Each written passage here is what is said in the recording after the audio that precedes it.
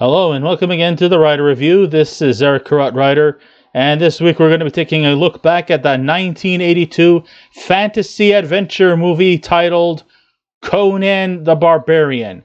Yes, indeed, this is the movie that actually got Arnold Schwarzenegger noticed. Well, he was still, before he actually did break into acting, of course, everybody knows him as a legend in the bodybuilding competitions. The guy was, of course, always been nicknamed the Austrian Oak. But, of course, maybe to some of his critics, he was often nicknamed the Austrian Oaf. A little play on words there, but no, if you dare to call him the Austrian Oaf, let's just hope you probably have a desire to keep your teeth in your mouth. All kidding aside. Yeah. Okay, people will say that it was actually the Terminator that made him a star. Be that as it may, you are correct. Yes, it was the Terminator that made him a star, but it was Conan O'Brien. It was Conan O'Brien. What kind of idiot am I anyway?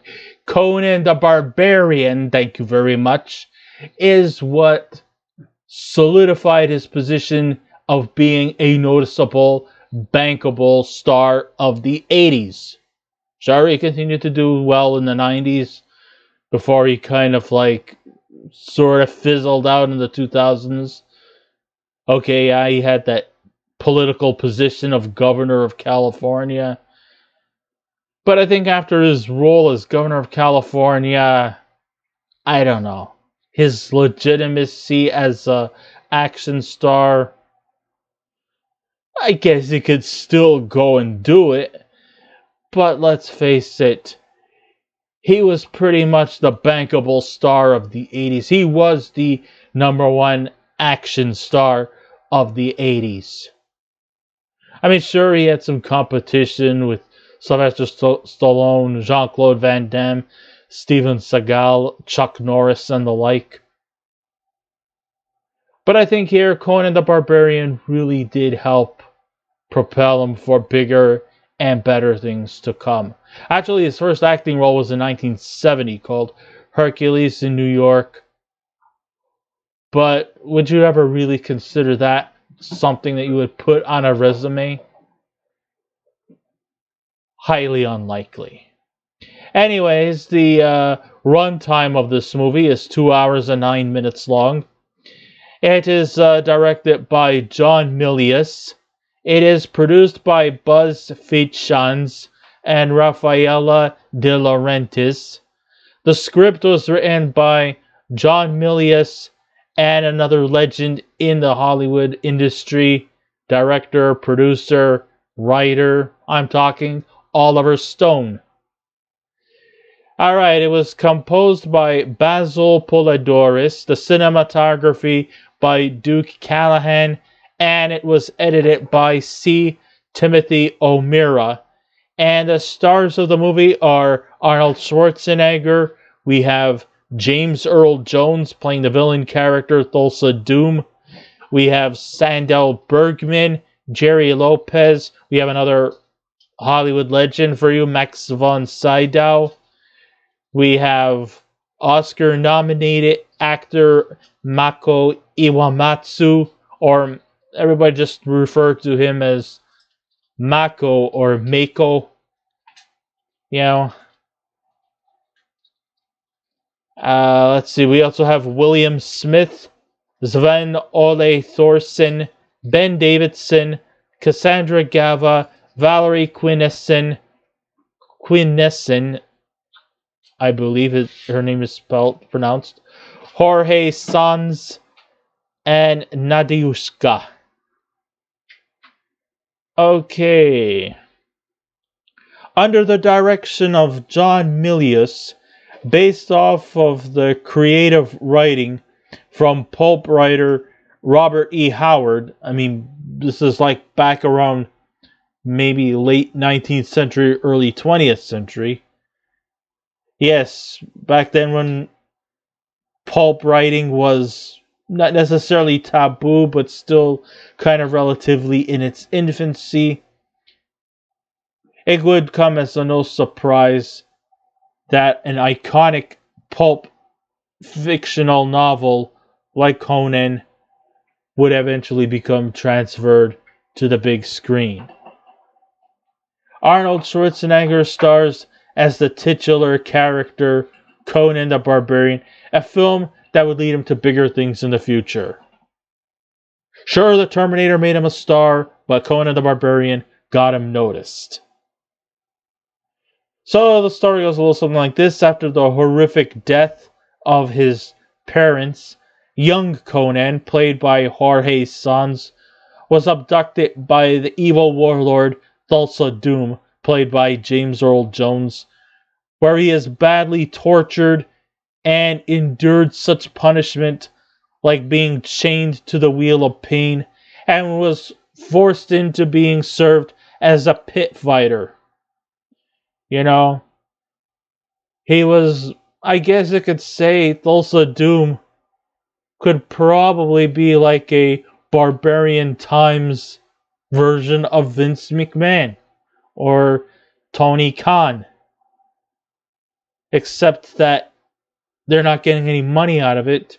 They're being tortured and being served as pit fighters, for entertainment purposes, just to go out fighting anything that gets thrown at them. You can have young Conan fighting a bear, and just to watch is either one will die, because let's face it, pit fighting was a battle to the death. You win, you live another day, and you get rewarded. You lose, you die. Simple as that. And though many people who have had to go through this cruel punishment would be permanently scarred both physically and mentally, Conan found both the physical strength and the inner determination that would result him from becoming a free man. Now, as a free man, he is able to, break away from his clutches and, of course, seek revenge over the person who killed his parents. And I'm talking about Thulsa. So, with the help of his cohorts, Subotai, played by Gerry Lopez, and Queen Valeria, played by Sandahl Bergman, Conan makes it his mission to decipher the riddle of steel, gain as much power, and to defeat Thulsa after what he did to his family. I guess him being punished and served as a pit fighter, working for Thulsa really brings the meaning to bring your friends close, but your enemies closer. This when you thought that barbarians were stupid. They really weren't. Okay, maybe they're not, civilized, because they really aren't. But that's just the life of being a barbarian. You ravage towns. You take on whatever enemy's close. You kill without mercy. And you rape women.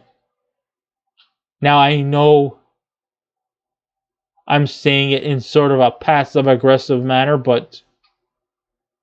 and I know that in today's society that is downright taboo. Don't ever do that.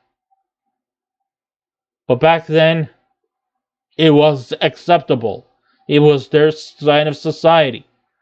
As much as you hate to admit the truth, but sometimes the truth does hurt. Believe me, I don't condone these kind of actions, but that was the life of a barbarian. They weren't particularly civilized. Maybe Conan was probably the less uncivilized compared to other barbarians.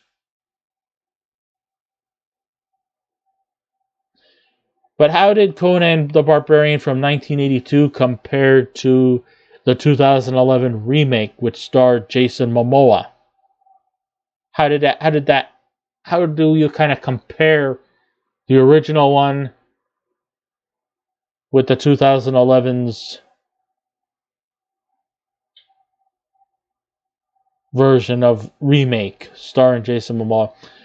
Sure, this film launched a sequel 2 years later, which was Conan the Destroyer, which was not really a good movie, and had other films adapted from Robert E. Howard's, like Red Sonja, which was, I guess, like a spin-off of Conan, and Call the Conqueror, which I also believe might have also been a Conan spin-off. And then got a remake in 2011 starring Jason Momoa.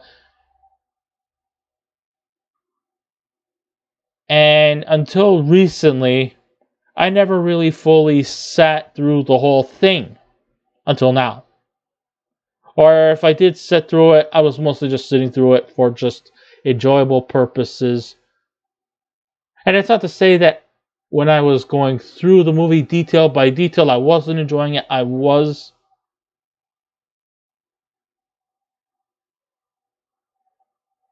But once I actually really got ingested and invested into this movie, I was left quite stunned at the outcome.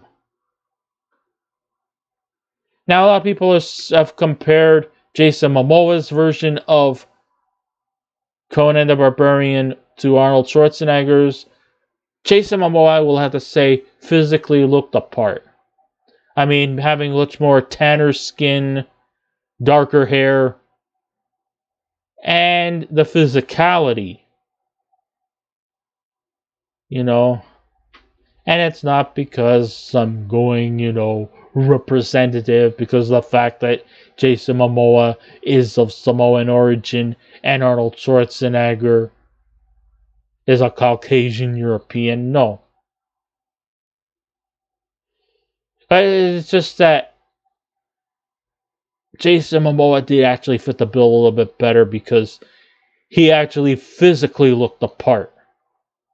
Now, I'm not saying that Arnold Schwarzenegger was unconvincing. He was. And also because of the fact that Jason Momoa might probably be a little more lighter and agile.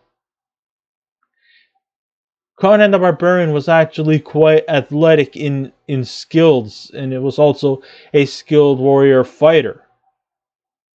Arnold Schwarzenegger is more of a powerhouse kind of guy, and he doesn't have a lot of move sets. Sure, he might probably have a great level of charisma and maybe a bit more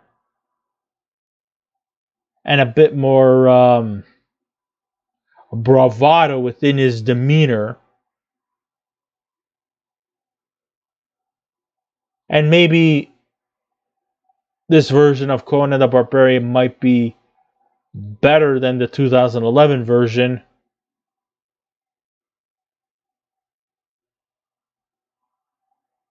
I still think the 1982 one is still a bit better, maybe because of, just not just being that's just an Arnold Schwarzenegger movie, or because Arnold has more bravado. But I think it was because I guess the storytelling was a little more fleshed out and a little more original in terms of ideas and storylines. That's pretty much what I'm trying to say. I mean, let's face it, the 2011 version of Conan the Barbarian is still 10 times better than Conan the Destroyer. I mean, that movie was just awful. But Conan the Barbarian from 1982 is still a standalone. That's kind of like what it means. Like I said, a very good watch. I love the scenery, the settings, the costumes, the props, and the characters felt very much like it was taken out of the pages of Robert E. Howard's novels and brought new life when this movie hit the big screen. And under the competent direction of John Milius, it really paid a great deal of respect to Howard's pulp novels. It'll leave you with positive vibes once the credits starts rolling. I mean, it's just one of these movies that will grab your attention and will keep you on your seat. That's just how dynamic this movie is. The images that materialize on the screen look like something that came out of a painting that was done by Frank Frazetta. And even though Arnold is the star of the movie, to me, what really gets the movie going is the excellent score, which could be almost like a character of its own, by Basil Polidoris. It perfectly follows each scenery organically. Many people sometimes I think that scores or soundtracks are more disturbing to the story, but no, it keeps the movie going. It keeps the action scenes intrigued. You know, guys like John Williams, Randy Newman, Danny Elfman, and the likes. They are the guys, their scores, their theme music is something that somebody will hum to. Something that will gravitate. And yes, a lot of times, a lot of soundtracks and scores, if they don't measure up to the scenes that they're in, then it'll just make everything awkward. But Basil Polidoris, he used his music and timing wisely to connect to every scene that was in this movie. That's what makes every scene and every action bit all the more compelling. That's what keeps people glued. I mean, you're not going to do like a suspenseful scene with Jolly Ollie music. You're not going to do it, like, for example, you're not going to do a scene that's terrifying and have little kitty Barney the Dinosaur music in there, because it just wouldn't make sense.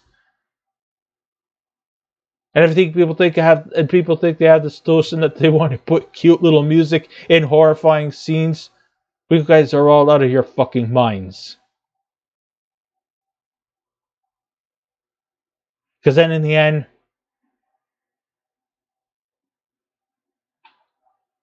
but this is one of the reasons why we have composers in movies. It's no different than going to an opera. When you hear a sad story or a tragedy, it's going to be dour and dreary stuff. You're not going to see, it's going to look awkward if you're looking at a sad scene, a tragic scene. And then you're going to have some jolly, happy music while it's a sad scene. Oh, we're going to have a happy song while Juliet is dying on the scene. It will look stupid, okay? That's all I'm saying. I mean, it just wouldn't make sense. Why put a happy song over a tragic scene? That's stupid. And people are going to probably get up and say, I'm not going to take this bullshit. And they're just going to walk off.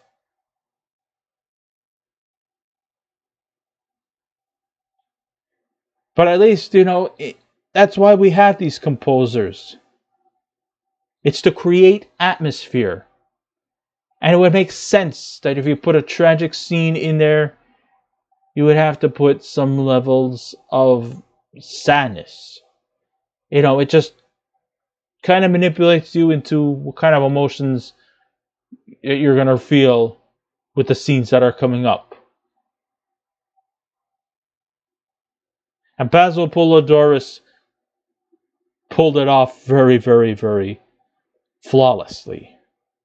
I mean, the score itself is the heart and soul that carries the movie making, and it kind of could almost be like a character of its own.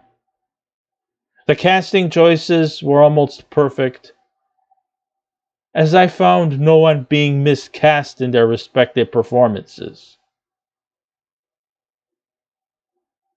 James Earl Jones actually plays a villain here, and he doesn't just voice a villain like he did in the Star Wars series as Darth Vader. I mean, in Darth Vader, all he does is just voice the character. He's not actually the man behind the suit.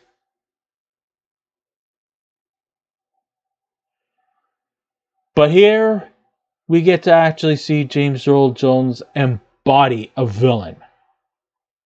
A guy who has some kind of a palace in the outskirts. Oh yeah, he also has some kind of ritualistic cult type of thing. Oh, and he also can transform himself into a giant snake. So terrific. I have a deep phobia of snakes, and he materializes into one. Oh, don't worry, my face turned pale, and when he did materialize into a snake, I almost did shed the tears.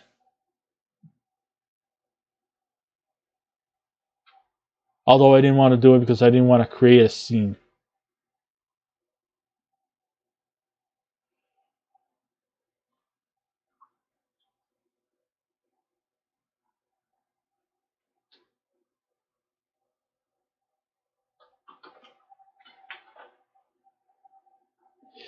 Anyhow, James Earl Jones did an amazingly excellent job as Thulsa Doom, proving that this is truly a great acting legend.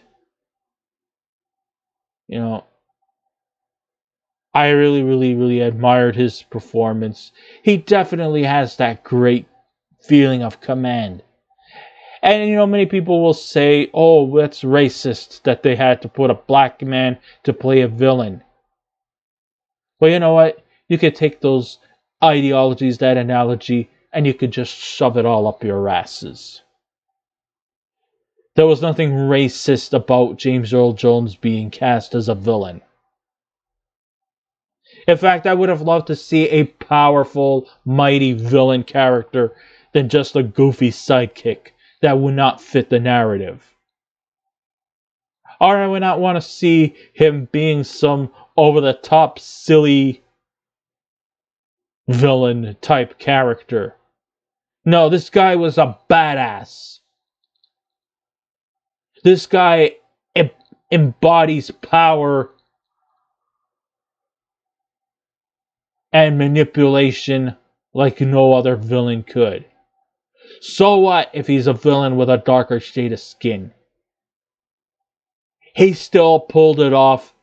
And for a movie of this caliber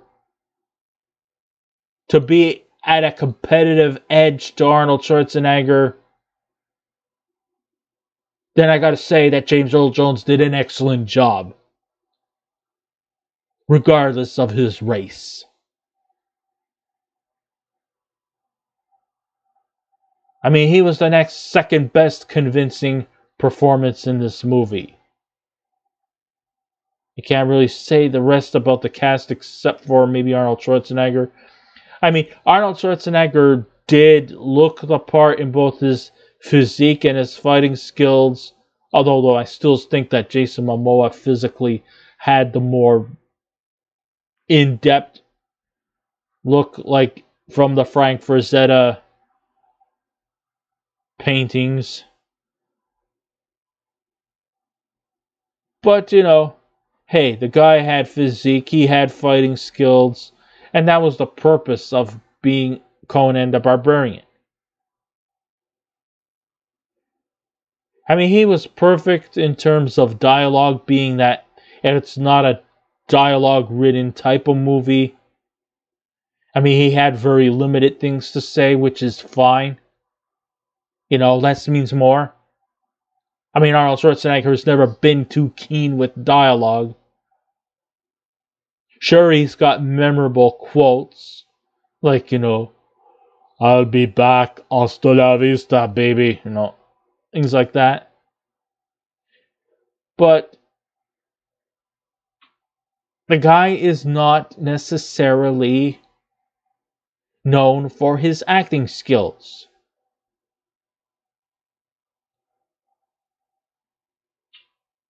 I mean, number one, his English is very limited. Although maybe it may have gotten better in later years, but then again, this movie is not dependent on dialogue. It wasn't even really much intended to be a box office success. I mean, it ran on a very limited budget. Sure, well, it was a box office success. It did make money off of it. And it probably was mostly due to Arnold Schwarzenegger.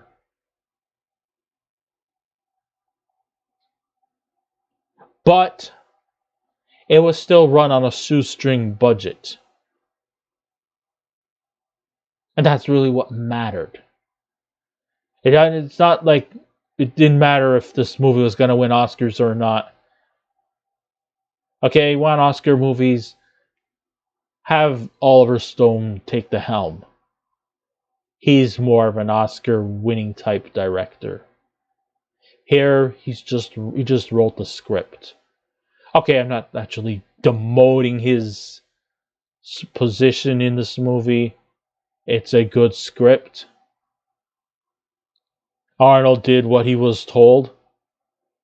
And like I said, it's not meant to be a dialogue-oriented type movie. I mean, Arnold is backed by frequent Milius collaborator Gerry Lopez as his friend Subotai. We also have Mako as a mysterious wizard. Mako, believe it or not, is one of the very few Asian performers to have ever had Oscar nominees, Like when it comes to like representation, African Americans will say that they never had enough in their repertoire. But to also go into more deeper representation, Asians never really had that much of a fair end of the stick either. How many Asians have ever were nominated for an Oscar for their performances? Well, we had Pat Morita for The Karate Kid, Ken Watanabe for The Last Samurai, and I think last year we may have had a couple of Asians in... Oh, well, actually, there was a movie that was set in Korea that won Best Picture.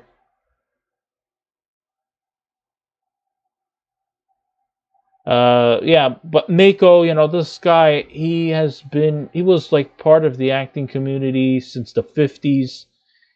And he worked tirelessly in all kinds of movies, in all kinds of genres. I think he has something like over 300 movie credits. Of course, he's not with us anymore. He passed away in 2006. But anyhow, he does a great job as a mysterious wizard. And I think he's one of the very few people who does come back to the movie Conan the Destroyer. But unfortunately, in Conan the Destroyer, Mako was sadly made to look like a joke. Whereas in this movie, he is a powerful wizard. In Conan the Destroyer, he's nothing more than just a guy who juggles oranges. Yeah. You want me to talk about Conan the Destroyer someday? Oh, there's gonna be a big rant on that one. I get just remember, you've been warned. Rounding out the supporting cast, we have Cassandra Gava as the seductive witch. Yeah, she was a lot of fun to watch in more ways than one. Max von Sydow is our spiritual leader as King Osric. But the other scene stealer would have to go to Sandahl Bergman as Queen Valeria, who I think epitomized one of the earliest forms of the strong, independent women type fighters. I mean, not necessarily quite, in the Mary Sue level where, she's billed as untouchable and she could pick up a sword and just learn how to use it in one shot. No, she doesn't come into that kind of level yet. Not that kind of level. But she does seem to like a person who could just be on her own, do her own thing, and not necessarily have to be mansplained.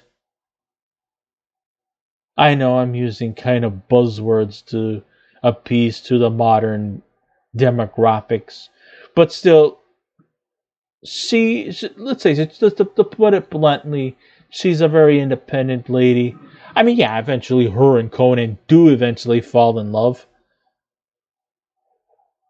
But I think what made Conan attracted to her was her independence and her empowerment, which he actually found quite attractive.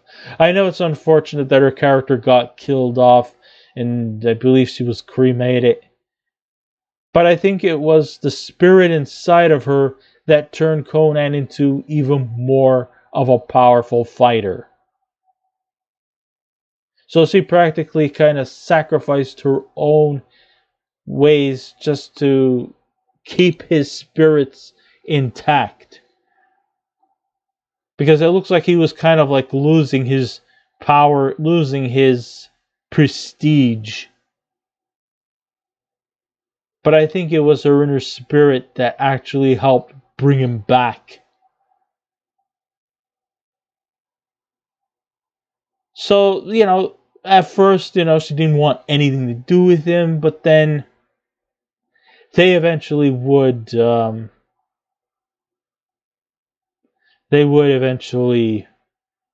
in love.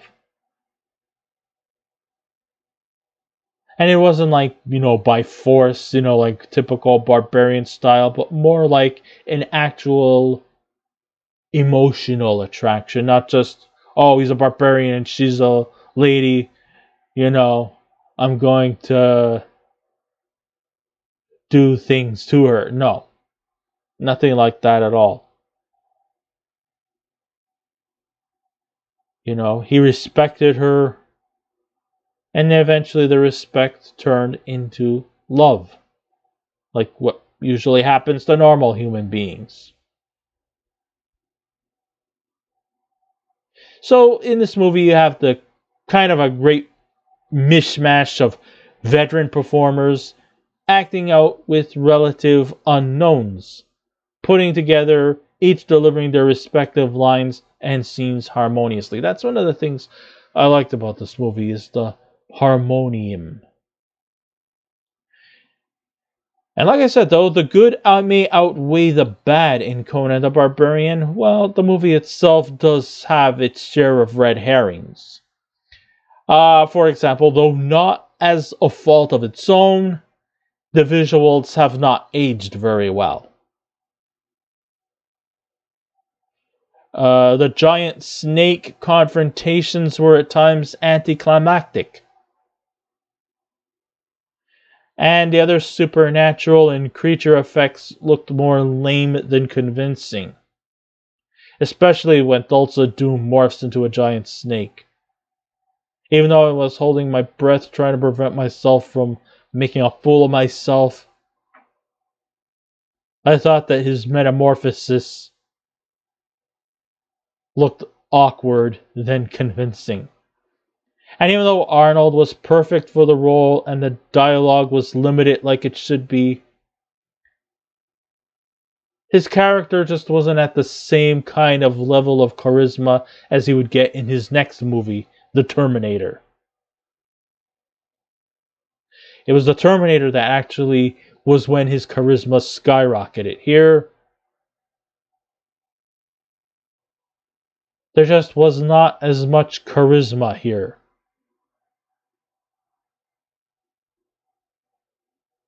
He would get better. So, if you're a Conan fan, you probably would like the DVD Blu-ray features, which offer great bonuses, and it would be a great collector's item.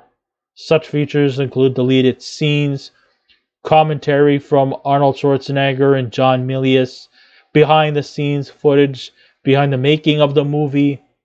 In addition, we are also treated to the making of behind the swords that were used in the movie, with some of the greatest metal shop makers in the world, and the person behind the scenes who trained the stars in the art of sword fighting. So there's a lot in these bonuses that are featured on the Blu-ray and DVD. If you want to see it for yourself, I would recommend it. So when all is said and done, if I was to give this movie a scale out of 10, I would give Conan the Barbarian an 8 out of 10. So I guess this ends my writer review. Thank you all for listening in. If you wish to subscribe to my YouTube channel, please feel free to do so. If you wish to leave a comment, go right ahead. But just remember the 3 simple rules. Be kind, be courteous, and please refrain from any rude comments. And I will be back again with another movie review. So until next time, this is Eric Red Writer saying, keep watching those movies, and I'll see you around. Goodbye.